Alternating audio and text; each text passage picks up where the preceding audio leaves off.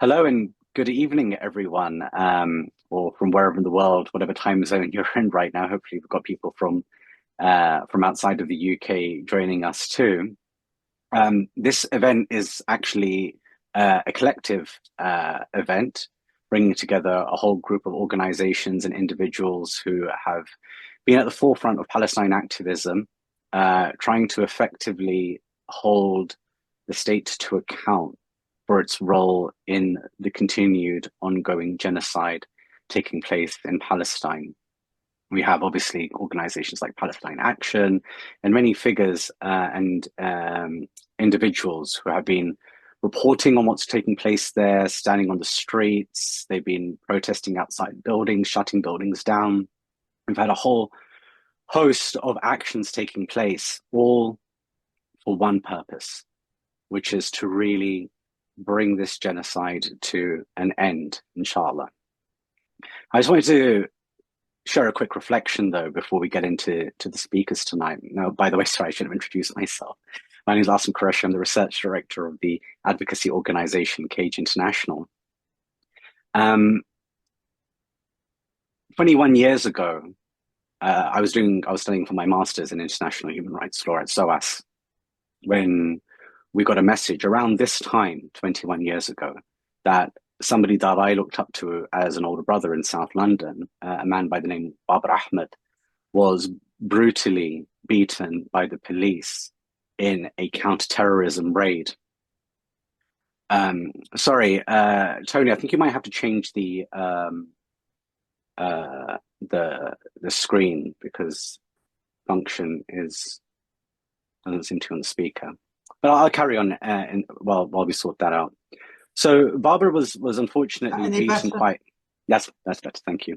Yeah. Barbara was unfortunately beaten quite badly by the police to the extent, and it was such an Islamophobic attack that the police, when they pinned him down to the ground after like beating his face and his body had lacerations, or everywhere across his body, they said to him, "Where is your God now?" In this kind of like Islamophobic moment of police brutality. It was a horrible moment for us in the community. And I remember the sense of outrage, the utter sense of disgust that accompanied this specific event. It was the moment that really convinced me, at least, that I need to spend my life working for people like him, because I knew Barbara. This was a counter-terrorism raid. I knew him.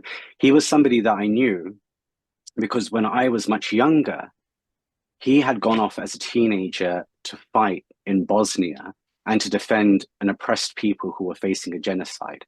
And it's so interesting for me that 21 years later, we're talking about people who are being raided, who take conscionable acts, who stand up for justice, who are there for others when they are needed. And yet, the people who are standing up for the oppressed are the ones who are being criminalized, who are having this counter-terrorism regime used against them. And that moment, Barbara's beating was the one that really, for want of a better term, and I think that we should use this word in a positive way, radicalized me, it politicized me, it made me convinced that I couldn't work in a corporate law sector for the rest of my life. But there was another element to that raid, which was a little bit more difficult, which was the fear that it created amongst the community in South London. There were people that would approach Barbara's family and ask for their phone numbers to be removed because they were worried that their children, they might be targeted and raided in the same way.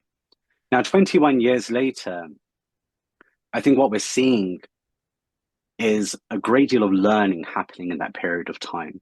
We have organizations and institutions. We have solidarity taking place in an unprecedented way. And I think this event tonight is really a testament to that type of solidarity, that we're seeing people coming together, not allowing for the fear of the state to dictate how they act, not shying away from realizing that actually standing forward, standing at the front, standing alongside one another, not allowing the label of terrorism in these types of cases to dictate how you behave and respond, can really bring about a massive shift in the way that we understand what counterterrorism legislation is and how it's instrumentalized. Now, we have a number of really fantastic speakers that we're going to hear from tonight. And, I want to give everybody their their due time and allow them to speak um, without having to pull them off too quickly.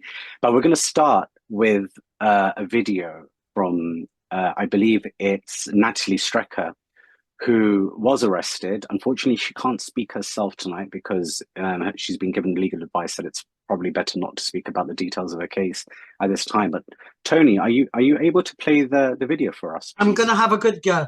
Okay. Okay. Thank you. Right. Can everyone see that? Good evening, guys. My name is Natalie Strecker. Unfortunately, I'm not able to take part in this evening's panel following guidance given to me by my lawyer. However, after conversation, I recognise how important it is to highlight how legislation is being weaponised in order to silence dissent against those working to try to stop a genocide and hold the parties responsible to account. So what I agreed to do was just send a really short video explaining what happened to me here in Jersey in the Channel Islands. So on Friday, the 15th of November at 6:30 in the morning, there was banging on my door. I got up and opened the door and saw initially just two police officers, because I could only open up the door a little bit. And I thought something had happened to my family. So I asked what had happened. And I was informed that I was under arrest under Section 13 of our Terrorism Act in Jersey for inviting support for a prescribed organisation, which is utter ridiculous. They said they had a warrant to search the premises. So I was taken down. I was allowed to get dressed, but I had to have the female officer with me at all times. Even when I went to the toilet, I had to keep the door open and was followed at all times, had to dress in front of her. My husband obviously wasn't allowed to leave or move or anything. I stated that I knew fascism was arriving, but it was coming, but it arrived earlier in Jersey than I had expected it to. And I called out the total insanity of them arresting a middle-aged peace activist on the island. I was taken to the station in the back of a van and held for 12 hours, or between 12 and 14. I was made to wait for 3 hours before I was then interrogated for 4. I didn't ask for legal representation, and the reason for this is because there has been an orchestrated campaign of harassment against me, including attempts of losing my job, including that of a states member using their position in an attempt to lose me my job, which meant I went through a disciplinary process at work that only actually concluded just recently. But one of those taking part in this campaign against me is a senior associate at a very well-known large law firm. So I didn't feel comfortable accepting the legal representation because I didn't know who it might be. And I didn't know who to call because we don't have anyone. Obviously, this is incredibly new and unprecedented for us here on our island. I answered the questions, those I felt I didn't want to answer. I said no comment to because I was worried about misinterpretation when I was so tired. And I think I recognise that's why they try and scare you and try and tire you out. Although, to be fair, R1, all the police officers were pretty respectful of me. I've got to say that. Not like I understand they have been in the UK. And I just kept reiterating international law. It turns out that it's to do with my stating what is a substantive fact under international law. I don't want to go into it because I don't want to prejudice my case, but it is utterly ridiculous and totally farcical to claim that what I am doing is criminal when our government is giving not just diplomatic support, but actively facilitating and taking part in a genocide. We know that the International Criminal Court has finally issued arrest warrants for Netanyahu and Gantz. So that is my situation. I think it's incredibly important we keep speaking out, we keep using our voices. This process is about intimidation. These charges aren't going to hold, but it's about intimidation. But I think we need to take find strength and resource in those who walk this path before us, but also in the Palestinians themselves and that demonstration of sumud. So I'm going to encourage people to not be intimidated by it, to keep moving forward, to keep demanding the application of international law and recognizing what international law actually says about these situations. This is, as everybody knows, the most televised genocide in our history, and our governments and institutions have failed in the most grotesque way. So it really is down to us as ordinary individuals. I take heart in a number of people coming out across the political spectrum, and I think we really need to unite on this and push this back, because we cannot allow this to become normalized. Anyway, you're going to be listening to some incredible people this evening. Solidarity with all of them. And yeah, let's keep standing up. Let's keep using our voices. So thank you. And can I ask also for you there listening to support me too in Jersey, to keep raising awareness, to embarrass our local government and our local police service, embarrass them about how ridiculous this is. So please, it would really mean a lot, because I'm quite isolated here, to put the focus on what's happening here, what's happening to me. And, you know, I mean, we've even had people try to shut down our grief circle in a church hall, which is just depraved, to be honest. That the suggestion that grieving the loss of the Palestinians is now considered anti-Semitic, which really endangers Jews, is constant conflation, and they're making the expression mean nothing, which is dangerous in itself. So again, thank you ever so much for your time. I really have appreciated the outpouring of support, and I would say that there's one thing that's been really, that I really found strength in, is just knowing people are aware and supporting me. So thank you so much. Keep going, and as always, free Palestine. Wow, that was really, really powerful. And our thanks to Natalie. And really, I think, you know, whoever else can go out to Jersey to support her as her case progresses, I think we should definitely do our best to make sure that we can go out there and do that. And really, it's counterterrorism legislation that brings this collective together really right now. I think all of our speakers, in one way or another, have been affected by Section 12, and of course, in Natalie's case in Jersey, Section 13 of the Terrorism Act. And why that's so significant is because, of course, this is nothing new. You know, Natalie herself, in her video statement, just said, she reminded us to think about those who have walked this path in the past.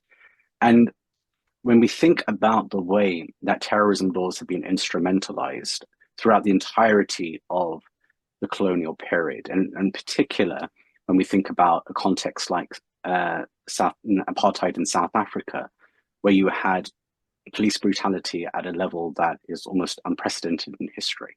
You had great figures like Steve Biko, who were murdered by the police, all under the rubric of counterterrorism legislation. It's actually so interesting right now that if you look at the way that terrorism is defined within South Africa now, the exception that is made is for those who are fighting against apartheid. That is an allowance that is made within the legislation itself. And you know, I use that as a segue to bring in our next speaker, who's Andrew Feinstein, who is a former ANC politician, which is why I was hoping that it could connect with you more directly through that. He's a researcher and activist as well, and unfortunately is facing his own difficulties right now. So Andrew, please, if I could give you the floor. Thank you. Thanks very much. Can you all hear me okay? Great. First of all, thank you very much for the invitation to be a part of this absolutely crucial event. And I'd like to send my personal solidarity to all of those who have faced the sort of experience that Natalie was speaking about, that we've heard about from each of you who are going to speak.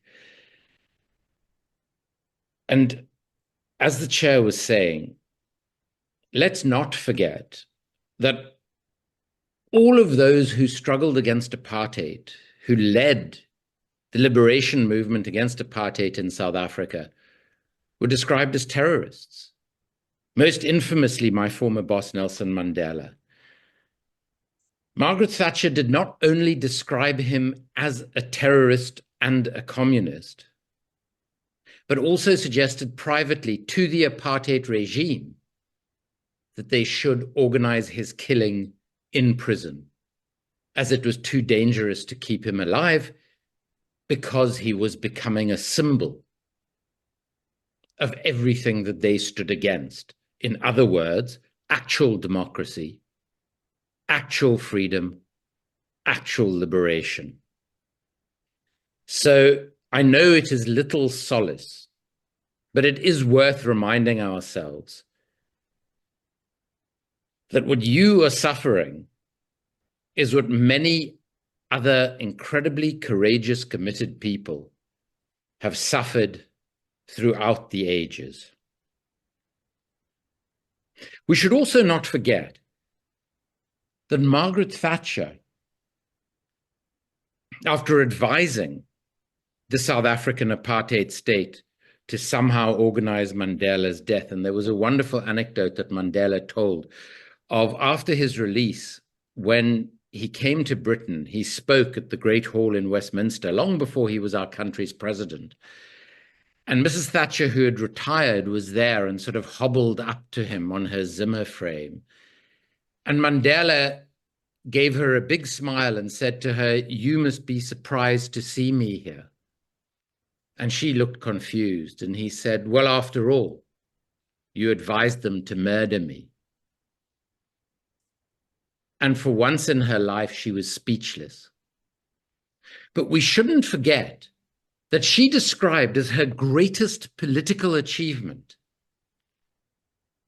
Tony Blair,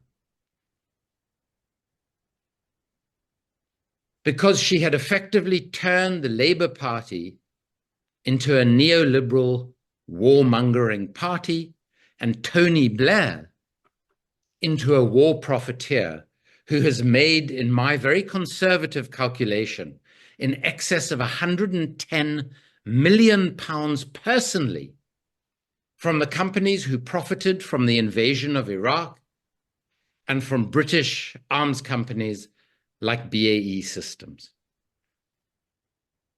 And for my sins, which are clearly many, I live in the constituency of the bastard son of Tony Blair, Keir Starmer. Now, for those of us who've been subject to this appalling human being for almost 10 years as our member of parliament, we know from personal experience that his every instinct is anti-democratic and authoritarian. And of course, this started before he became an active politician. In his time as the Director of Public Prosecutions at the Crown Prosecution Service, he never once allowed the prosecution of an agent of the British state, be it police personnel who were involved in the killing of protesters, or British military personnel involved in the murder of innocents in various parts of the world. It is therefore no surprise to us that as soon as he came to power in Britain, something he's been planning for decades, one of the first things he would do is ensure that anti-terror legislation is utilized against everything that could challenge his political project. And what is his political project? It is a project to enrich and empower the billionaires who have funded his political rise and funded his political party, and his corporate sponsors. Let us not forget that at the Labour Party conference in Liverpool, one of the biggest sponsors of events at that conference was none other than BAE Systems. Now, that project has at its core permanent austerity and forever wars, and the two are incredibly closely related. For in the first budget of this appalling administration, we saw a £3 billion increase in the defense budget and the signing of a blank check for whatever the Ukraine requires, in the Prime Minister's words, while at the same time, the scrapping of the winter fuel allowance, which is going to cost thousands of British lives, a refusal to scrap the two-child benefit cap, and further austerity on public transport, the health system, education. And the symbol of this political project is that Britain today is home to more billionaires than at any time in this country's history, while more families are requiring food banks to feed themselves than at any time since the end of the Second World War. The madness of the moment in which we find ourselves is that war is peace.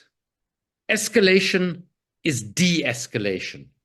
Lifelong racists label anti-racists as racist and get away with it. And of course, we have a genocide, as Natalie said, being live streamed every single day that is being committed in our names with our tax pounds. And it is not just that our government is protecting and defending the state of Israel and its genocidal actions. It's even worse than that. By arming this genocide, this country is profiting from it. Our defense companies who make the weapons that Israel is using, our political parties, and our individual politicians who, like Tony Blair and his Labour Party, profited massively from the so-called war on terror. We should also bear in mind that it is this corrupt global arms trade, accounting for 40% of all corruption in all global trade, that oils the wheels of our political systems in the West. But the reality is that today, in the ultimate madness, our putrid, corrupt, mendacious, mediocre government tells us that opposing genocide is now a terrorist offense. Well, let me tell my local MP that arming a genocide, that profiting a genocide, that protecting the genocidaires is, in my opinion, a terrorist offense, a real terrorist offense to stand side by side with Benjamin Netanyahu and his terrorist state. So what do we do in conclusion? We have to continue to write, to speak ever louder. And more than ever before, we have to stand together.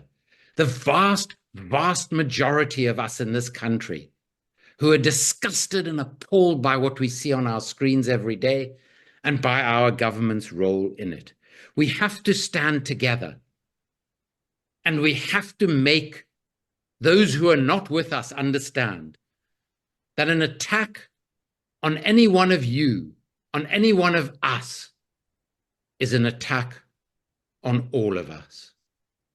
But finally, we have to remind ourselves, just as South Africa was freed from over 340 years of racist oligarchy, so too will Palestine be free.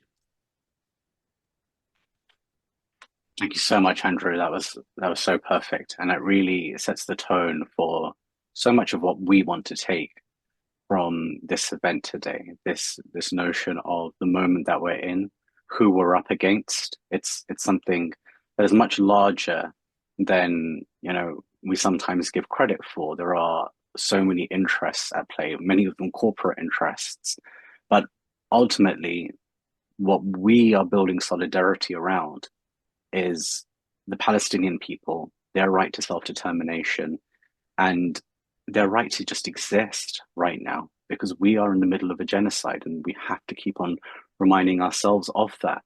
Somebody who has been consistently reminding us of the role that Israel has been playing, that the Zionist state has been playing, is our next speaker, Tony Greenstein, who is the first Jewish person to be expelled from the Labour Party. He is the co-founder of what he describes as the useless PSC, has been arrested twice, last December under the Terrorism Act for support of a prescribed organization, but no charges after nearly a year. So, Tony, could I please invite you up? Thank you. Right, thank you, Asim, for that introduction. I was arrested on December the 20th last year, at 7 o'clock in the morning by about a dozen police officers from the Southeast Anti-Terror Squad. And I was told I was being arrested for a single tweet that I had posted a month before. I was asked by a Zionist, or told by a Zionist, to say, I support Hamas. And I said, no, that is not enough. And I said, I support this Palestinian resistance, including Hamas. And as anyone knows, a nation or a people under occupation have an international law right to mount resistance, and that, of course, included October the 7th. Britain is in a military alliance with Israel and is bound to the hip with the United States, and everything the police are doing is in furtherance of that military alliance. It has nothing at all to do with compliance with the law. Their interpretation of the law is, to say the least, twisted and distorted. But when we come to the question of genocide, we have a law which is quite clear, the International Criminal Court Act of 2001, which makes participation in or aiding or being ancillary to a genocide a criminal offence. But of course, the police have shown absolutely no interest in implementing that law, because if they did, they would have to feel the collar of Keir Starmer and his associates. And Keir Starmer has been consistent in his denial that there is a genocide taking place in Palestine. Indeed, he's encouraged that genocide by saying that Israel has every right to withhold food, water, medicine, fuel, and so on. And Starmer came to power in the Labour Party, promising to root out anti-Semitism. Well, we know what that was about. But if you deny genocide when it's taking place in Palestine before our very eyes, and there's no need to give examples here today of that, the destruction of universities, hospitals, the shooting of children and those who try to rescue them, etc., then Starmer is absolutely no different from those who deny the Nazi Holocaust. Starmer is a Holocaust denier. And we've seen the trashing of international law in the process, as the police see their job as harassing and intimidating Palestine solidarity activists, and not just Palestine Action, but really anyone who is involved in the Palestine solidarity movement. And they've done this using an obscure clause, section 12(1)(a) of the Terrorism Act 2000. And what does that act say? It says anyone expressing an opinion or belief that is supportive of a prescribed organisation, and in doing so is reckless as to whether a person to whom the expression is directed will be encouraged to support a prescribed organisation. The second leg of that is virtually impossible to define. How would you know when you express an opinion or belief what the effect will be on other people? But the act, or the clause, which was inserted by the Counter-Terrorism Act 2021, makes it quite clear that what it's criminalising is an expression of opinion or belief. In other words, it has absolutely nothing to do with terrorism. And it goes on to say that is supportive of a prescribed organisation. In other words, what you say about, for example, Hamas or Hezbollah may indeed be true. But if it's supportive of them, then you're still guilty of a criminal offence. In other words, expressing a truth is in itself criminal. And I just want to take a quick look at the definition of terrorism, because that is the basis on which organisations are prescribed. And it says in section 1B, the use or threat is designed to influence the government.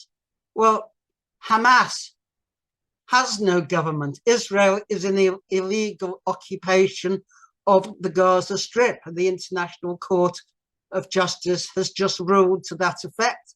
There is no legitimate government. So how can they be a terrorist organisation?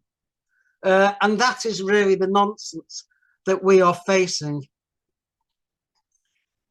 And if people have to think twice before they even speak as to whether they may encourage others to support an organisation, what we're seeing really is the use of the anti-terrorism laws to suppress free speech. And that is not surprising. Repression abroad also has consequences at home.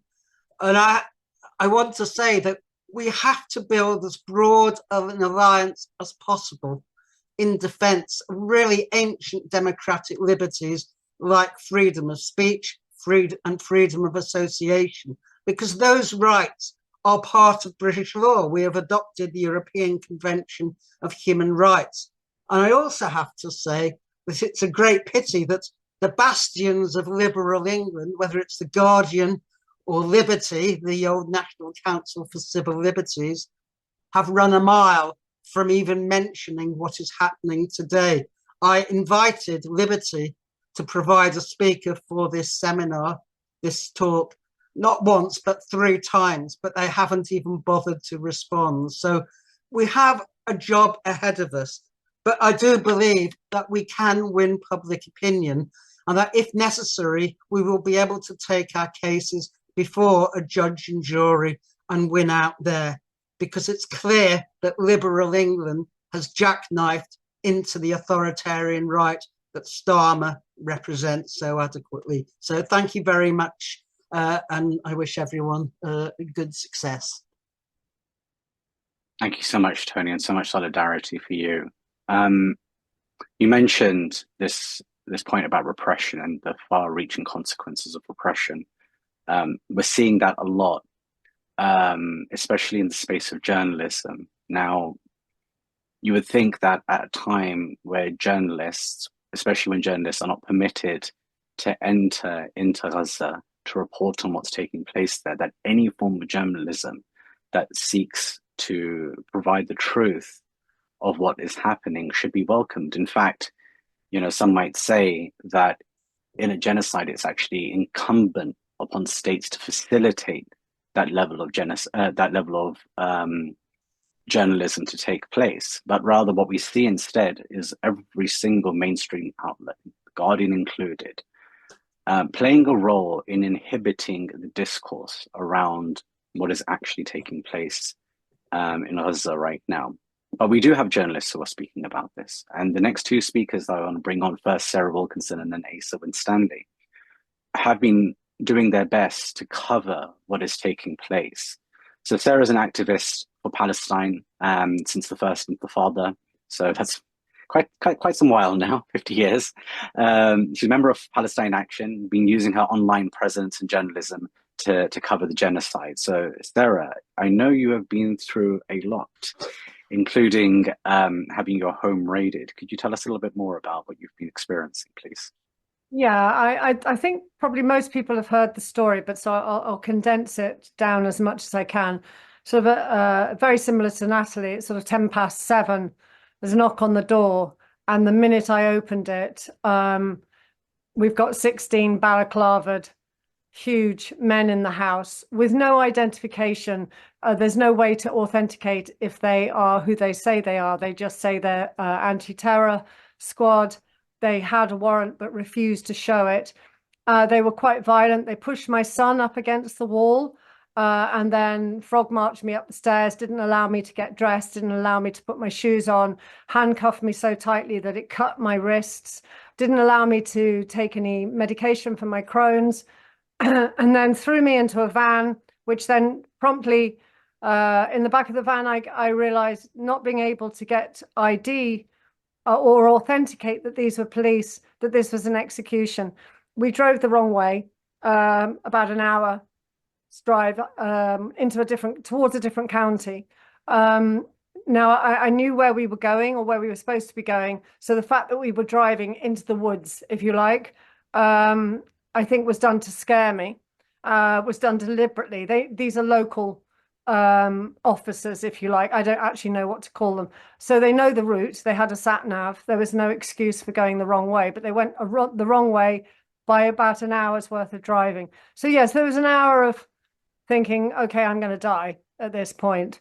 But while I was in custody, which was about 12 to 14 hours, same as Natalie, they absolutely ransacked the house, desecrated my mother's ashes, knelt in them, scattered them everywhere, stole and looted about £400 in money. They took my passport, but didn't list it. So part of my bail conditions were that I surrender my passport in 5 days, which I couldn't surrender because they'd taken it, but denied that they had it. So this created another issue. But, you know, I hadn't been able to get dressed. I got no shoes. I got no meds. So I had no food. I had nothing to drink for the whole time that I was in custody, which is, you know, you're dehydrating and you can't sleep, obviously, because you're very wired and very rattled. But the house was absolutely ransacked. And it took 7 people and about 5 days to piece by piece put the house back together again. And it was only then that we realized that bank cards were missing, keys were missing. I have a disabled key for the disabled toilets, that's missing. My Crohn's card's missing. Medication was missing. Books autographed by the authors are missing. They've seemed to maliciously taken books that were signed, pictures from the wall.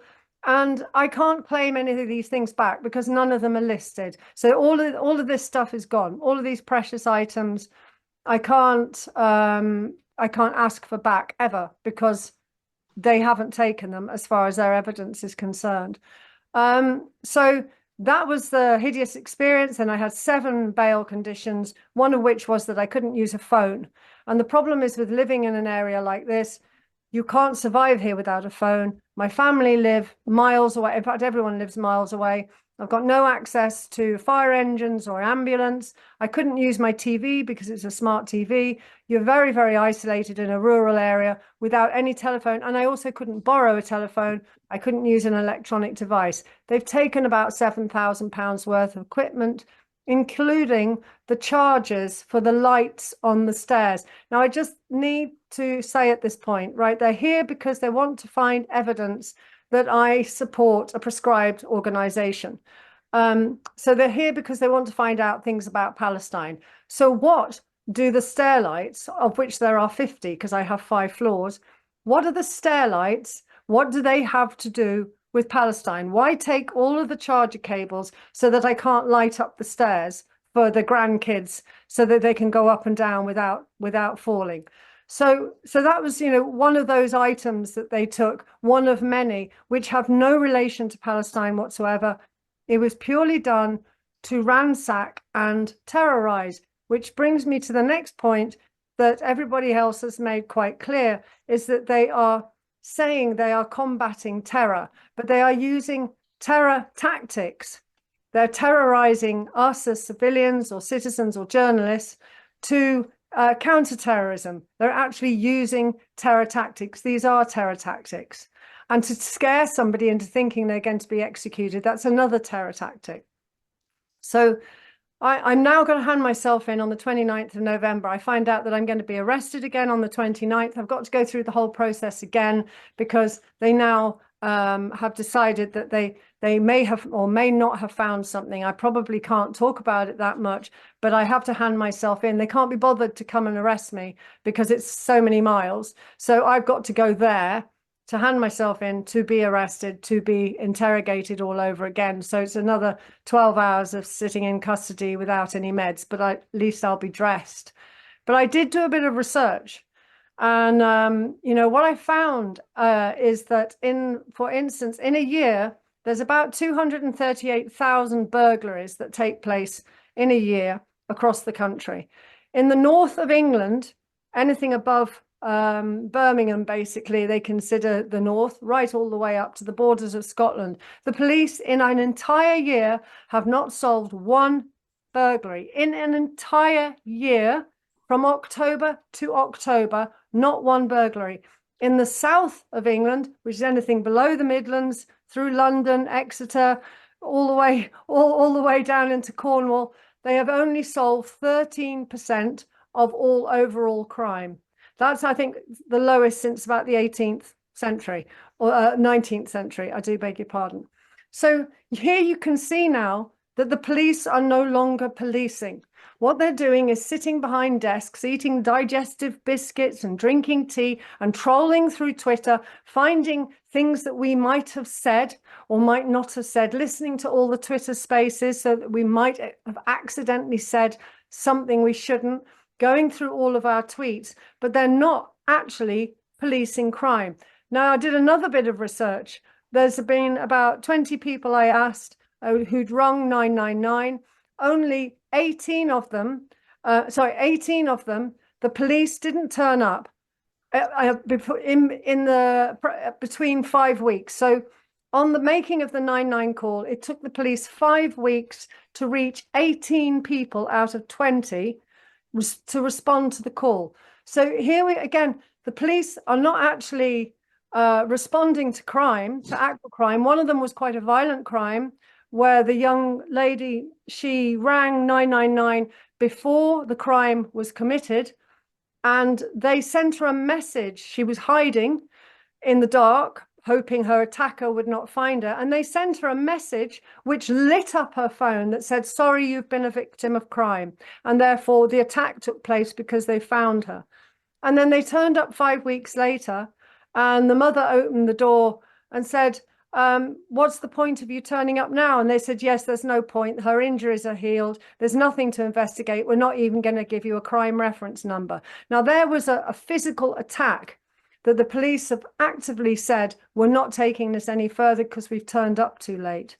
And so this is kind of where we're at now. It is purely at the behest of the Israeli regime, is to target, silence, gag, scare, frighten, and make sure that journalists no longer say anything, no longer report anything, activists no longer write anything on a placard and go out and protest, because people holding up signs have been arrested as well.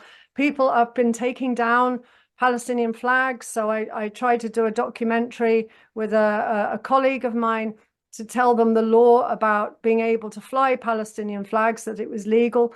Palestinian flags have come down out of the windows because people are terrified to fly them. This is, again, it's a form of terrorism. It's frightening and scaring people into not being able to report on one of the most hideous genocides in history. And it's hideous, and I say the most, because it's live streamed. It's coming into our phones every day. We haven't got to wait 5 years for a documentary or somebody to write a book. The reason why it's one of the worst genocides is because we have the evidence now. We have it today. We have it every morning. We see it every day. So there isn't any excuse. We can't say we didn't know about it until it was too late. So that's what makes it one of the worst genocides. And yet now, as Andrew Feinstein so rightly said, it is an act of terrorism to object to terrorism being committed against the Palestinian people, an act of terrorism to oppose mass murder. It's an act of terrorism to shout that the Palestinians deserve freedom and self-determination. It's an act of terrorism to support a resistance which is entirely legal. And even armed struggle is entirely legal. So now all of these things are an act of terrorism, but responding to a 999 attack is not worth the police's while. And this is where we've got to. And I worry with the term incessantness kind of for me means that, which the operation was called, is that the police are going to be doing it over and over again, but each arrest, each raid is very different. It's getting slightly worse. We've now got windows and doors being smashed. And, you know, what's going to happen with the next home raids is this sort of arbitrary, well, we can get away with that because nobody dares complain because they don't get anywhere. So now we can smash a few more things up. We can loot a little bit more money. We can take gold and jewelry and get away with it. And we can be really racist at the same time and also get away with that. And so, yeah, I'm concerned as to where this is going to go, how many more raids are going to happen. I think possibly hundreds, because there's so many people have said things on Twitter. So many people have held placards up supporting the resistance. Are all these people going to be arrested one after another after another? And is speaking up for Palestine going to become so difficult that in the end we lose a huge percentage of supporters because they don't dare to speak? And this is a time where we really need to speak out. Thank you so much, Sarah, for sharing that. Yeah, incredibly difficult experience that you had with the raid, and it mirrors what we hear from so many people over the last 20 years. I mean, there is one point of correction that I have for you as a lifelong South Londoner. The north of England is everything above the River Thames, just so you know. But yeah, jokes aside, I would like to bring up Asim Stanley, who is a journalist for the Electronic Intifada, who was raided by counterterrorism police. And Asim, you'll remember in the case of my colleague Mohammed Rabbani, who was convicted of a counterterrorism offence for refusing to give his passwords at a port. And you know, your devices were seized in the process of this raid. So it seems that they do try and use these moments as a way of getting inside our electronic data. Yeah, that's right. Thanks, Asim. Well, in some ways, the raid that happened to me was similar to the others. There's certain points of similarity, but there's also points of difference. So especially with what Sarah just outlined. So on the 17th of October last year, police came to my home, counter-terror police came to my home, and they presented me with a warrant to search the premises, warrant for the house, a warrant for the car. And they stated that they had the right to search my home for devices, and they stated that they knew that I'm a journalist. They knew of my profession, is the way they put it. And for anyone watching who doesn't know, I am a journalist with as was stated, journalist with the Electronic Intifada. We report on Palestine and Palestine-related issues around the world. I do a lot of reporting on the pro-Israel lobby. I wrote a book called Weaponizing Anti-Semitism, which is about how the pro-Israel lobby played a major role in the downfall of Jeremy Corbyn. And so, you know, they stated that they're aware of the fact that I'm a journalist. So they searched the home. They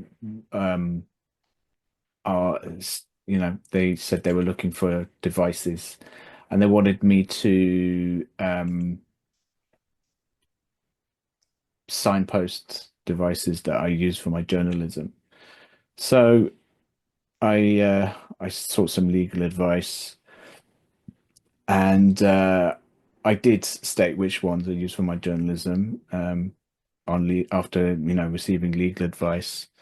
They didn't smash up the home as they did in the case of Sarah, and they didn't take all devices in the house. So they potentially could have done that. But they did in the end take all of my not every single tool in the house, I suppose. They didn't, there was I'm using an SLR webcam. They could have, I suppose they could have taken that.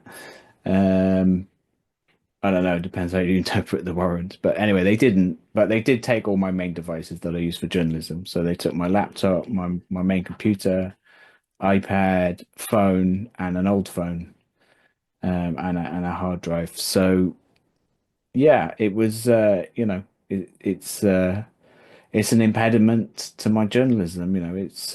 It's been difficult to get back on my feet and in that way. Although they haven't stopped me writing, and they won't stop me writing. So we're going to keep on doing that.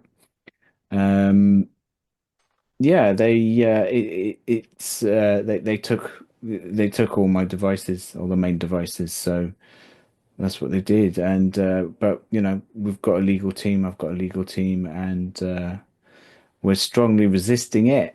We're I can't say too much about the details, but what I can say is we're taking very strong action to prevent them from accessing my devices, searching my devices. So, yeah, it's something that they've been doing to a lot of people. It's becoming, as tonight's meeting shows, it's becoming a case of who's going to be next now. But although I have received a lot of support, received a lot of popular support, and there's been some good media coverage of it, as you said, Asim, there's been not even a single mainstream media journalist has approached me or has reported on this. Nothing from the Guardian or any of the other mainstream newspapers or broadcasters. So the only national newspapers that have covered it has been the Morning Star and the National in Scotland. So as Tony alluded to, we've got a job ahead of us, I suppose. These kinds of laws, if they can be used against me, if they can be used against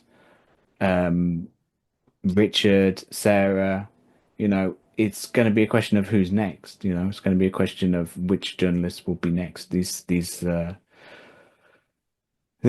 abuse of counter-terror law could be used against anyone, really, any journalist.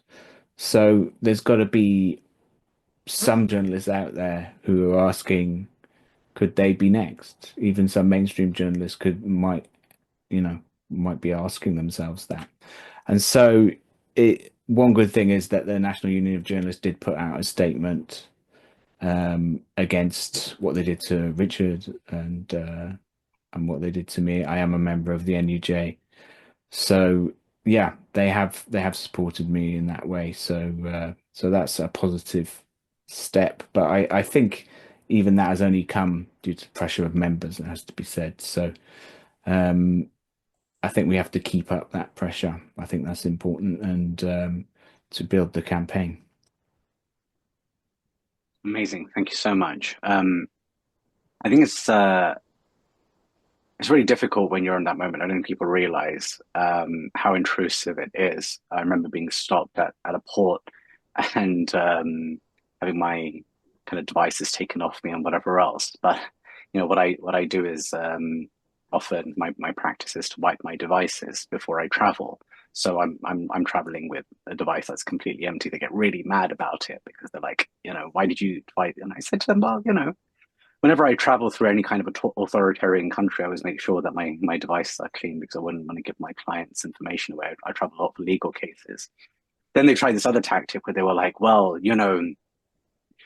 privileged material is actual physical material. What's inside your head is your own intellectual property. So you can tell us, what's inside your head. I'm like, that's not how legal privilege works. Everything relating to the cases that I work on is legally privileged, including the stuff that's inside my head.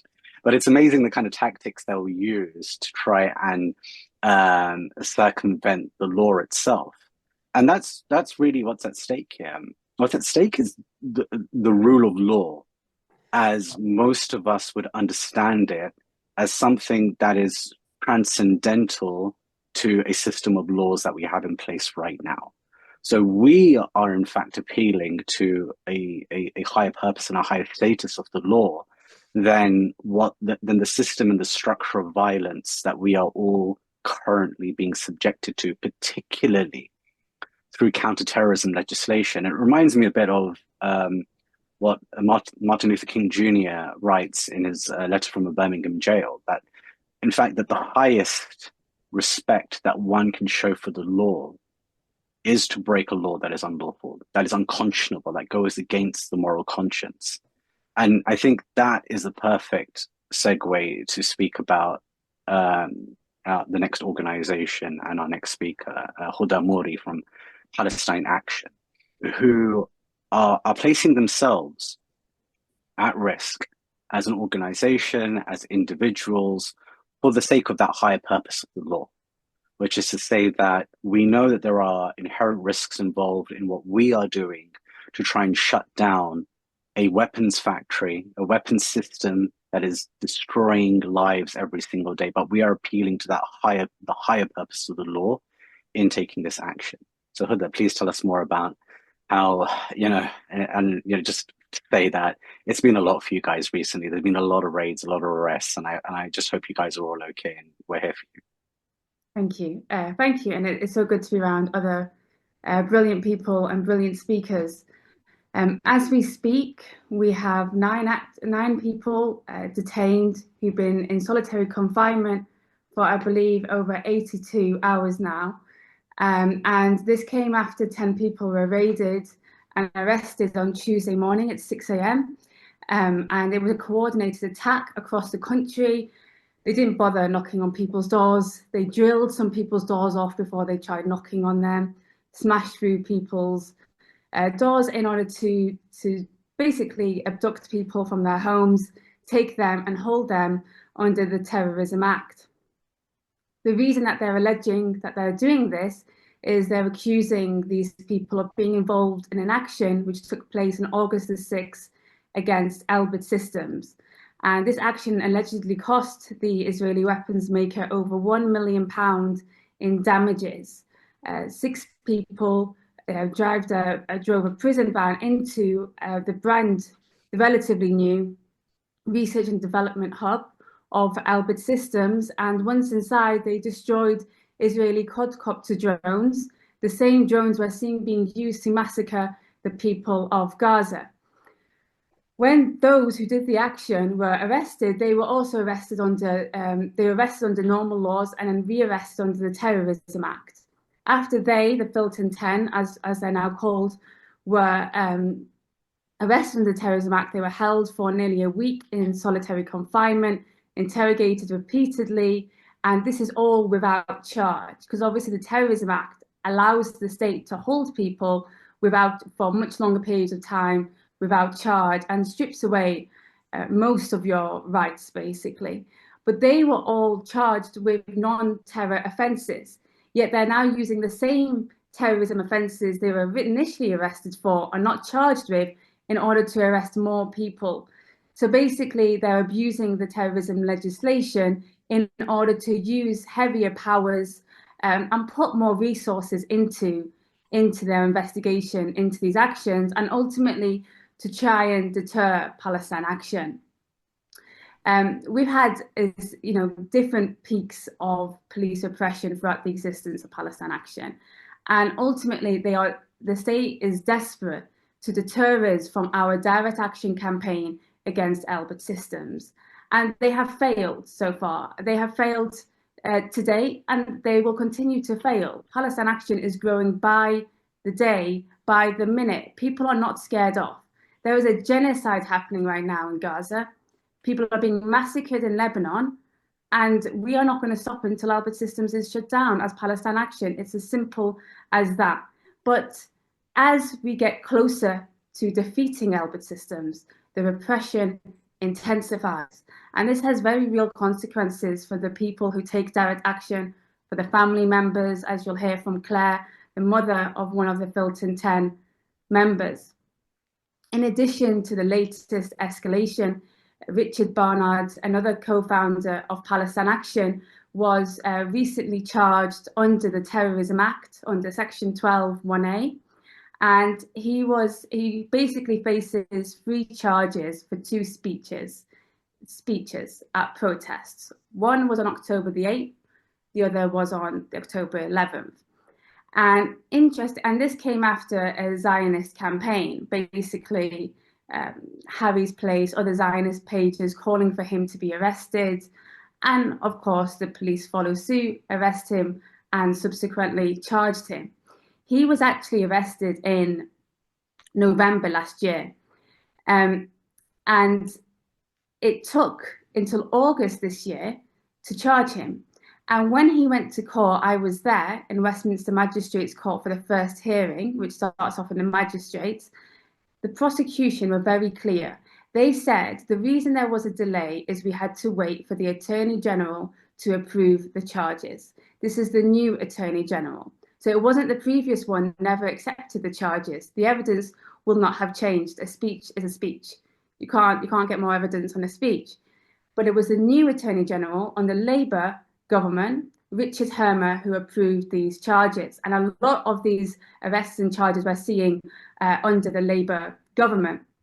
Interestingly, Richard Hermer, soon after he became the Attorney General, went on a low-key trip to Israel. Now, I don't understand how an Attorney General in this country during a genocide can go on a low-key trip. To Israel? How can that even be a sentence in the English language? But there we go. He went over there and it was very discreet. His Deputy Attorney General, Solicitor General, is Sarah Sackman, who was the Vice President of the Jewish Labour Movement, a notorious Zionist, an ideological Zionist in the Attorney General's office. One of the senior civil servants, the director of the Attorney General's office, is a guy called Doug Wilson. Doug Wilson was instrumental in creating the meetings between the Israeli embassy and the Attorney General in 2022, when the Israeli embassy, and 2023, was lobbying the Attorney General in order to interfere in our cases, which you are not allowed to do in this country. You're not allowed to interfere. You're not allowed to have political interference, foreign interference in court cases, yet we have concrete evidence that this has been happening. He's still in position. So even if you go from a Tory government to a Labour government, you've still got the same civil servants, you've got the same connections with Albert Systems and the Israeli embassy. And ultimately, these are the people making the decisions. They're the ones making the decisions to charge people for terrorism. And so I think we all have to pay a closer attention to what's happening in the Attorney General's office and what political interference is happening, because the prosecutors are obliged to remain free from improper influence. If there is improper influence, which there is, then it's an abusive process and they can't proceed with these cases. And clearly that's what's happening. But I think we need to go onto the front foot of exposing it while it's happening and not having to wait years and years in order to get justice and expose the truth of what's happening at this moment in time. I will just say Richard he has his plea hearing on Friday the 13th of December in Manchester Crown Court, and he'll be on trial on April the 14th. We will launch a fundraiser for his fees tomorrow, so any support will be appreciated. I think what's clear though is that, and this meeting shows that we are a united front in this, whether we're taking direct action, whether we're journalists or activists, or in many cases, both. We are united in the fight against this. And every single case, we have to resist every single case to not allow a precedent to be set. As Andrew Feinstein said at the start, an attack on one of us is an attack on all of us. Absolutely, Huda. Thank you so much, and for all the work that Palestine Action do. I've said it many times that I don't think there is another organization out there right now that is more important than Palestine Action. You are literally stopping lives from being taken in Gaza through all of the bravery of your actionists, and I think that effort must be applauded, but not just applauded. There has to be ranks of people that stand behind Palestine Action as they continue to do their work. So please, I encourage everybody to lend their support in whatever way they can, and whatever way you feel like you're able to make a contribution, make it something, but make Palestine Action the organization that you center in the course of your activism, because they are doing much more than anyone else, than any of us.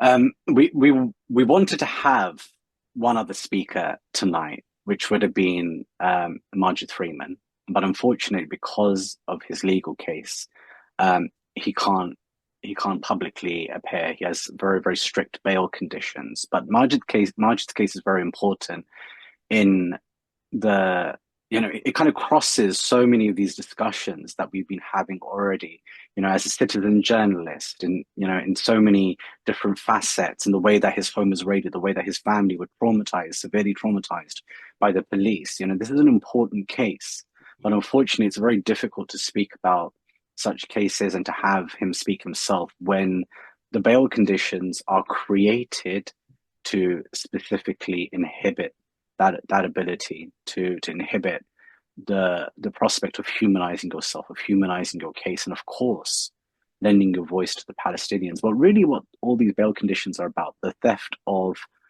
digital devices, all of these different aspects of repression are used specifically to inhibit the ability to get the message out there. That's why the people that you're hearing from today all have massive platforms that have been taken away from the Palestinian people.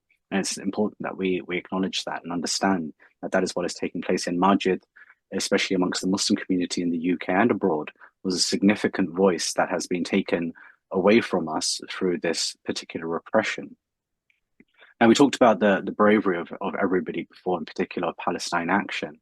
And, it's the actionists within Palestine Action that really show that bravery. And I really want to salute young Zoe Rogers. She's 21 years old, literally half my age. It's crazy when I think about it in those terms. And we're very fortunate that we have Zoe's mother, Clare Rogers, with us. So Zoe's one of the Filton 10 who has been in custody for, I think, probably like 2-3 months by now. 3 months. Took action against Elbit Systems, and they're waiting trial in November 2025. So it's still some way away, but I'm hoping that inshallah, all of us will be there and present to help. Claire is also a cycle campaigner based in North London and a single parent of 2 girls. Now, here's the thing: when I sent your bio, Claire, I was just like, it doesn't sit right with me, because in 21 years of doing this work, so I started this when Zoe was born, I've met many families who become campaigners, many mothers who become campaigners, and they often, like you, decenter themselves. But bravery, I want to remind us, is a positive act. It's not something that just happens by chance. We choose bravery. And I really want to salute you, Claire, and all the other mothers who have come forward on behalf of their children, because you're choosing to act in a brave way. You're choosing to stand up for your children, to stand up for the cause as well. So thank you. And, we'd like to hear more from you about everything that you've experienced so far. Thank you so much for that kind introduction and for having me tonight. I'm actually representing 2 other mothers as well, who've both written very short statements, if I can start with reading those ones out to everyone. So first from Maria Head. She's the mother of Charlotte Head, aged 28, who's in Bronzefield with prison with my daughter Zoe. She says, Charlotte is a kind and considerate person who throughout her life has sought to help others less fortunate. She is a wonderful human who, rather than take her place at university, went to volunteer in Calais for 5 years, dedicating her adult life to the pursuit of making the world a safer place for everyone. She sees the injustice and genocide taking place in Gaza. Her only fault is to take action. Where words failed, to protest and try to stop it. What are the world leaders saying? That Israel is committing war crimes, crimes against humanity? What are they doing about it? Nothing. How can what she and the rest of the Filton 10 be guilty of be anything, least of all terrorism? The UK government are the ones at fault, not the caring souls who have tried to raise awareness and stop the genocide. If the world was fair and just, Charlotte wouldn't be on remand. She'd be enjoying freedom, but she's not. And all because she's trying to make a difference and make the world safe for everyone. Charlotte, you are loved and supported more than you will ever know by family, friends, and the hundreds of people you have advocated for and personally helped in your short life. And I can testify to Charlotte's character because she's become a close friend of Zoe's in prison.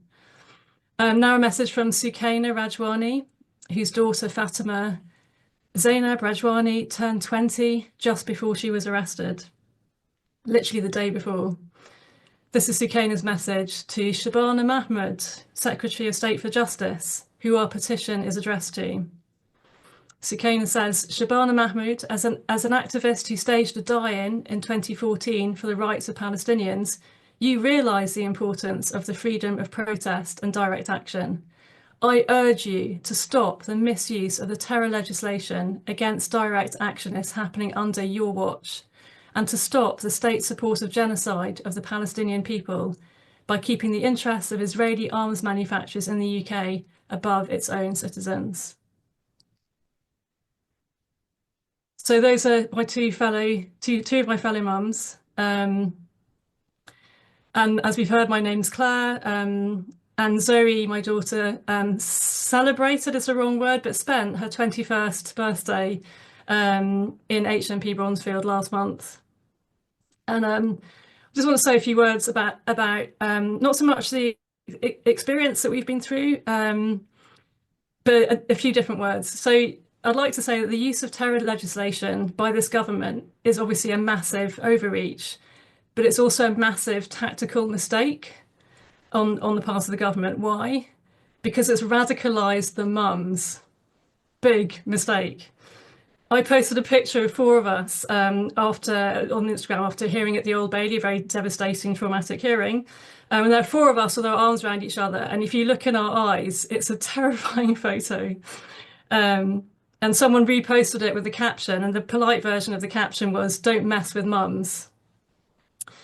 So we are forced to be reckoned with, and of course it's not just mums. There's a whole lots of family members and loyal friends who form part of this Filton 10 support group. We're a kind of a campaign in our own right. We're full of love and rage. We will not be silenced, and we're getting organised. Our petition to drop the use of terror legislation has reached 31,000 signatures, and I'm grateful to everyone who signed that. And I think Huda is going to put the link in the chat, so if you haven't signed it, please sign it and share it. We've appeared on BBC London, and we're just getting growing media interest every day. But I'd just like to use my remaining few minutes to have a few words with Sir Keir Starmer, if I may. So, Keir Starmer, this is what I want to say to you. When Zoe finally got to make her first phone call, nearly 2 weeks after she was arrested, her first words to me were, "Mum, I'm sorry. I'm so sorry for putting you through all of this." And I said, "You have absolutely nothing to be sorry for. You have done a brave and beautiful thing. You are not the person who should be sorry. And one of the people who should be saying sorry is you, Keir Starmer. It is 100% because of your inaction that Zoe took action. It is because of your failure to stop the flow of arms to Israel from this country, along with other military and political support in contravention of international humanitarian law. It is because of your failure to listen to the millions of people who took to the streets, including my daughter, calling on you to stop supporting a genocide. It is because you continue to host on British soil the vile, vile Elbit Systems, Israel's main arms manufacturer, against the wishes of no doubt the vast majority of British taxpayers, if they only knew. And so Zoe and her fellow activists, as people of conscience, felt they had no choice but to act themselves. They got to the point where they could no longer sit back and watch another child being killed, knowing their country was complicit in this slaughter. And so, Keir Starmer, they chose to throw themselves bodily into the cogs of your war machine at massive personal cost, to try to do what you yourself should have done as soon as you got into government: stop arming Israel. How dare you call them terrorists? I love these words of Andrew Feinstein's that have been quoted already in the chat. I would strongly suggest that in any sane society, it should be a terrorism offence to support, enable and profit from genocide. Who is the terrorist here? I'm going to finish by reading you part of a poem that Zoe wrote in prison. Judge for yourself whether it is written by a person who wished to cause terror or to stop it. It's called Prison Conversations. When they ask why I did it, I tell them about the children, how their childhood is stolen from them, how their skeletons are left charred and smoking, how easily their bodies are crushed by falling buildings, how their skin melts as their flaming tents collapse around them. I tell them of the boy found carrying his brother's body inside his bloody backpack. I tell them of the girl whose hanging corpse ended at the knees. I tell them of the father holding up his headless toddler. And I say, I cannot stand for this. It can go on no longer. So I took action against Elbit, their weapons supplier. But I never forget to say that it was love, not hate, that called me. Watching their songs and dances for freedom, reading their hope-filled books, listening to their dreams of being doctors, teachers, journalists, and never giving up. Thank you. Thank you, Claire. That was exceptionally moving. And, you know, we could only wish Zoe and all the others so much goodwill, and you know, hopefully there is a way that, you know, they can come out before their trial, that, you know, we can have them with us instead of being locked up behind these horrible, horrific, dehumanizing bars. Criminal justice in the UK is not fit for purpose. The system is not fit, and is not made for people like Zoe. It is soul destroying, but it's amazing to see that they are still holding on to that spirit that they have, that they recognize that this activism that they have and that they hold on to is so intimately connected to their experience in prison. And we have to play our role to keep that spirit alive. You know, for those of us who've been doing, you know, prisoner work with incarcerated communities for many years, letters are a lifeline to political prisoners. Political prisoners are immensely strong. They're amongst the strongest category of prisoners. You know, the spirit that they have is really exceptional, unbelievable. But they need human contact and human connection. They need to know that what they're doing is seen. It's important. It's important for their spiritual, mental, even kind of biological well-being, to have that connection to the outside world. So whoever has the ability, write a letter, write as many letters as you can, engage them in conversation, make them feel intellectually invigorated and spiritually uplifted by your presence in their lives through the process of writing letters. And of course, turn up. Whenever they have a hearing, turn up. Please do turn up. And, you know, speaking of incarcerated communities, I want to invite up Les Levido, who I've known for many, many years, who's worked as part of the campaign against criminalizing communities. He's intimately familiar with how communities across the UK have been at the extreme end of criminalization.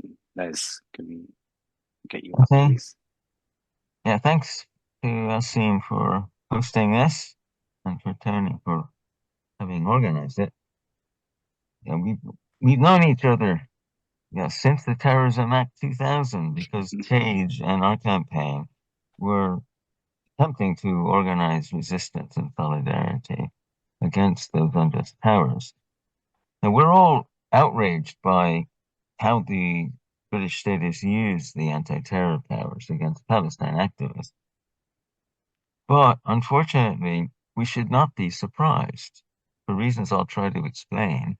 And the history may help us to find more effective strategies to resist these powers. Earlier on in this event, Tony read out the official definition of terrorism in the Terrorism Act 2000. It's very broad. It includes the threat of serious damage to property, that is just the threat, even if there isn't damage to property, in ways designed to influence the government, which could mean this government or any government in the world, for a political cause. Now just think about that broad definition. It could describe the entire history of class struggle, the entire history of anti-imperialist movements. Fortunately, the powers were not retroactive or of any actions that happened before the year 2000, but they did apply to any since then. And that meant that organizations anywhere could be and have been banned on the basis that their activities fit the broad definition. Moreover, any vague association here with such activities abroad become a terrorist crime, contingently as interpreted by the police, the Crown Prosecution Service, and the judiciary. To investigate such suspected crimes, the Act authorized strong executive powers, effectively to punish terror suspects without trial or even without charge. And those punishments include the ones we've heard from the people in this webinar: long detentions, you could call it virtual kidnapping, confiscation of property as evidence in the investigation of the suspected crime.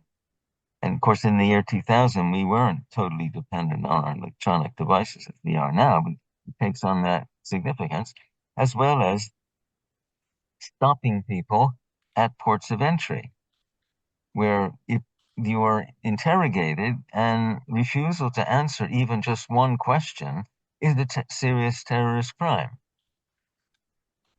These are all punishments without trial. And in this way, the powers created a permanent state of terror against anyone who dissents from UK foreign policy. And as we've heard, the police priority becomes persecuting dissenters rather than protecting the public. But why was this law enacted? If you think back to the year 2000, they didn't even have the pretext of 9/11. That came a year later. And at that time, there was the Prevention of Terrorism Act 1974, whose main purpose was to terrorize Irish people and to turn them into police informers, which often happened, fortunately. But they no longer had that pretext because the war had winded down. We had the Downing Street Agreement, and so on. But they found new pretexts to make anti-terror powers even more comprehensive and extreme than before. Let's listen to Professor Paul Wilkinson, who was the favorite academic of securocrats. He was commissioned to write an advisory report to Parliament on the need for new and even permanent anti-terror powers. He said in his report, a terrorist group looks internationally for any ideological, political, or diplomatic support that it can obtain. Sub-state terrorism is typically the weapon of the weak. That's his lingo. We would translate it into plain English to say that national liberation movements fighting oppressive regimes sought solidarity in other parts of the world, including the UK. So he diagnosed the problem for the entire imperialist project, that there are such solidarity groups which give at least verbal solidarity and helped to legitimize those resistance movements and delegitimize the terrorist regimes who are persecuting the people. Now listen to Tony Benn, MP, in his speech in 2001 at our meeting in Parliament, which formed our campaign against criminalizing communities. He said, the anti-terror framework is an agreement among governments of the world that no government is to be challenged from inside with support from outside. It has little to do with terrorism, meaning, as it was commonly understood at that time, in a global economy, Britain wants to trade with repressive regimes. And if they find that these regimes are complaining that people in London are campaigning for Kurdish rights, Tamil rights, or Kashmiri rights, then the British government is expected to respond. And that list is instructive because those people, or those rights being denied, correspond to some of the organizations that were banned as terrorists. That is the Kurdistan Workers' Party, PKK, the Tamil Tigers, Kashmiri groups, and so on. And eventually Hamas, that came a few years later, after the act. Now, what was the purpose of banning those organizations in other countries? They don't exist here. That's just the point. Migrant groups here were opposing the oppressive regimes in those countries, and the ban was used as a pretext to persecute any migrant group here that criticized those regimes, and especially criticized Britain's collusion with those regimes. And the people from those groups were regularly persecuted using the powers that I just described, the powers that are now being used against Palestine activists. And that was the basis for our campaign against criminalizing communities. Muslims were also persecuted, even if they had no connection to those regimes. But that would need a different talk than this one. So, as we said on our website 2 decades ago, the anti-terror powers define terrorism more broadly, thus blurring any distinction between anti-government protest and violence against civilians. They label numerous organizations as terrorists as a basis for placing entire communities under suspicion of associating with terrorism. They detain and prosecute people for suspected activities which could just as well be handled under other laws, such as the ordinary criminal law that's used against football hooligans, if they're prosecuted as all, such as damage to property. They cast a wide net for treating more people as terror suspects, and in all these ways help to undermine struggles for national self-determination by persecuting support here for those struggles. In these ways, the politics of fear helps to intimidate dissent and so shield the government's foreign policies from criticism and protest. And the connection with other countries is crucial here, because even before the war on terror, but that is when this act came into force, and especially since then, the UK's allies routinely brand their internal opposition as terrorist, while portraying their own role as counter-terror activities. So the UK anti-terror regime has legitimized that narrative of state terrorist regimes. Through that regime, the authorities here persecute any symbolic support for violent resistance abroad, which is called sub-state terrorism, or even resistance which may threaten property there or here. Sorry, Les, I'll have to ask you to round up. Thank you. So since a year ago, greater mass protest here has led the UK government to treat Palestine solidarity campaigns as a suspect community, as terrorist suspects who should be subjected to punishment without trial. The problem runs deeper than simply the abuse of anti-terror powers. The problem is the entire so-called anti-terror regime. So I conclude with a question: what collective action can undermine that regime? Thanks.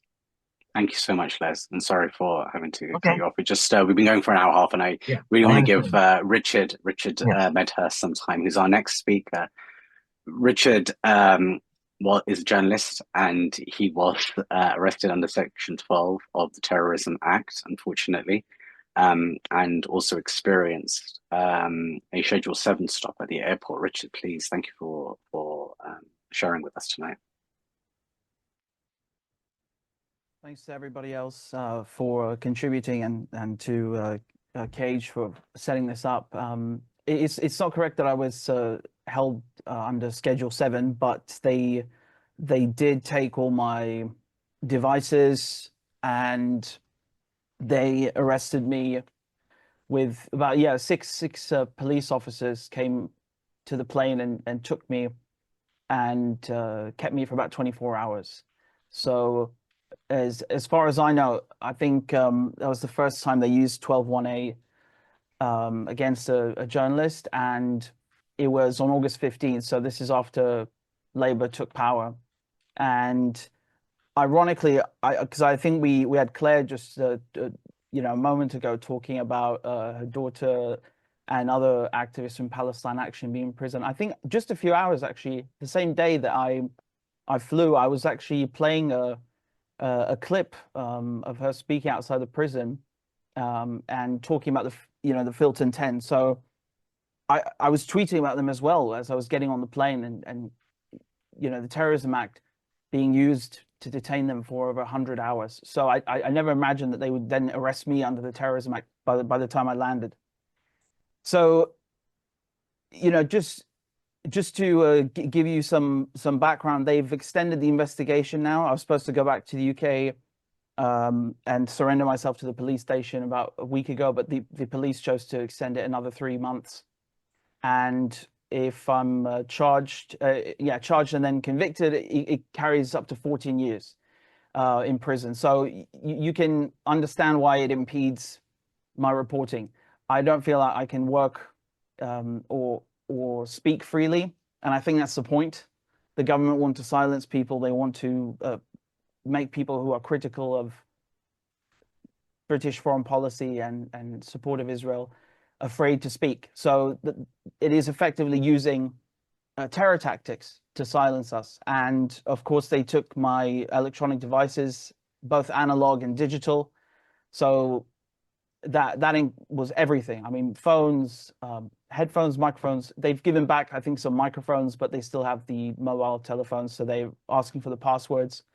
And, it's extremely harrowing, right? It's designed, that is what we all have in common. It's that the state are using, fascist powers to basically make examples out of us in civil society, whether we're activists or journalists or both, and they want other people to be afraid to talk and to speak out. And obviously, I think that there was the option of saying nothing, but I could see from how they were treating me and making a giant mess of things, that there was something very, very unprecedented about this. I didn't actually grasp that I'd been arrested for several hours until after I was arrested. So, I assumed they were going to Schedule 7 me, but no, it was 12(1)A. And, as Tony was going into detail earlier, it's so abstract and vague. It criminalizes the truth, essentially. It criminalizes opinions. And you simply can't work, whether you are doing commentary as a journalist or whether you're just reporting as a journalist. So, both ways, it's like, how can you even approach topics like this? And there's one MP, Sarah Owen, who contacted the Security Minister, Jarvis, about my case. I didn't ask her to. I think it's one of her constituents who did that. And his words were in response that there is no absolute defense of journalism under counterterrorism legislation. So I want people to remember that this is Western democracy. What he's saying essentially is that, if they want to, they can just misuse the Counterterrorism Act against journalists. There's nothing to impede that, right? And it's astonishing how they're able to make such excuses for this behavior. Not to mention the fact that if you look at Article 10, right to free speech under the European Convention on Human Rights, which is the Human Rights Act in this country, and also even the Universal Declaration of Human Rights, Article 19, right to free speech and the public's right to be informed. The Terrorism Act infringes on both of these things. And we were discussing the definition of terrorism. I find it particularly funny or ironic, rather, that they did this to me, considering my background, because my father was in the police and later on wrote a counterterrorism training course for the United Nations, and it was passed by the General Assembly, including by the UK. And in his definition of terrorism, how his definition differs from most is that it includes state terrorism in that definition. It includes things that we're seeing in Gaza right now, depopulation. In the book, it has the Holocaust, for example, the Armenian genocide are mentioned as examples of state terrorism. So I was just flicking through it the other day, and it's just like, it described none of my behavior or the behavior of the other people in this Zoom panel, but it described all of the behavior of the government, of the British government. You know, it's astonishing. And the fact that, you know, Keir Starmer, who was saying a few months ago that Israel has the right to deny people water and electricity in Gaza, well, I hope he knows that just yesterday, Netanyahu and Gallant, they've been indicted by the ICC precisely because of that, because of what Keir Starmer was talking about, which he thinks is legal, which is to deny people life essentials like water, like food, like electricity. So, you know, given his background, as a lawyer, you would think that he would know better, but apparently they think that they can behave with such impunity that it doesn't matter. And so what they're doing to us now, it's the same hypocrisy we see from the Israelis. It's this, we're gonna commit acts of terrorism, and then anyone who criticizes us, we're going to call them terrorists. And that's what the British government is doing. I think it's important to see what Keir Starmer and Labour are doing as not a random kind of stint, but they are supporting Israel by silencing us, by going after us, by trying to prevent us from, you know, carrying out our duties, our jobs, and making sure that civil society is too afraid to function. It is state terrorism.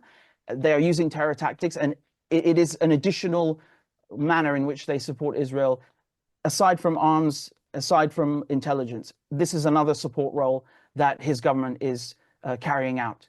So in all frankness, it is Keir Starmer who is the terrorist. It's the Labour government, and before them, the Conservatives who helped, who were there right at the beginning, who are the terrorists, who literally behave in a manner that is designed to cause mass suffering and mass casualties. And I mean, the irony of it is quite sickening, to say the least. Not to mention the fact that you have Israelis coming back to the UK who've committed God knows what crimes. I mean, take your pick.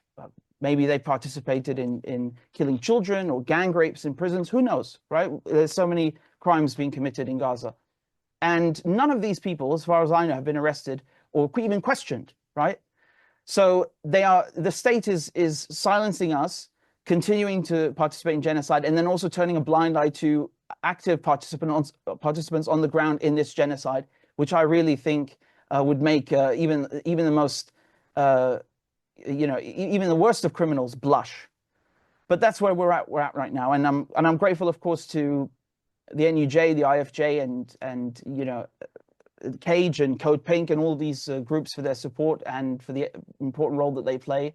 And I think that's exactly what they need to continue doing. It's being active in civil society and not letting any of this pressure get to us. And of course, that goes for all the people who are becoming targets of this misuse of the Terrorism Act.